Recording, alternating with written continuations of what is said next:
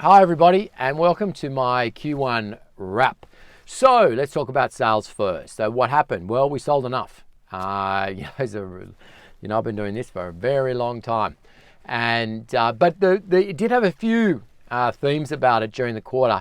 It did take longer to get going than normal. Normally, January long weekend it takes off, and we're busy. But this year seemed to be a bit slower, and it felt very much like the listings came in a little bit later. It felt like a slow game of tennis, but we were getting the balls in, i.e. we were selling things. Our auction clearance rate is close to 100%, so that's pretty good. Like, you've got to be happy with that. But a lot of the activity came in the last, 3 weeks of March, where it really cranked up and the team really brought it home. So interestingly, our results in Q1 2024 were better than the same quarter last year. What's interesting about that is Q1 last year was our best year because the interest rate rises were really starting to affect things at that point, and we had that, lessening of stock and, weren't quite sure what was going to happen. So I think that moving forward, it's going to be business as usual for people. The listings there, the stock's there, the team's feeling pretty confident about stuff. So I think that we should have a steady Q2.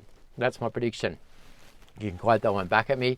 Again, usual message for vendors. Pretty solid out there. We're sort of, selling close to expectations, so that's pretty good. We are having properties that are well contested, so auctions with 3 or 4 bidders, so that's good too.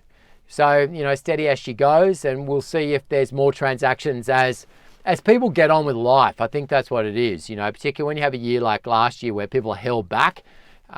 People this year, they just want to get on with life, sell whatever they've got to sell, buy whatever they've got to buy. So I think we'll see that. From a rental perspective, very tight market. Our rent numbers are down, as in the number of leases. That's because people are staying tight because rents are increasing. So it's still a pretty tight market out there. You can feel the Sydney housing shortage in the rental market. Up at the top end, probably settled down a bit. Not the same, sort of 500 to 1,000. It's a bit of a zoo, frankly. But when you get up into those higher ends, particularly over 1,500 a week, you do have to be a little bit careful there. We are seeing some, plateauing of prices where there's just so much that people will spend on a rental. But pretty good. We're still seeing rent increases, and we're definitely pushing those. So from a landlord perspective, things are definitely improving.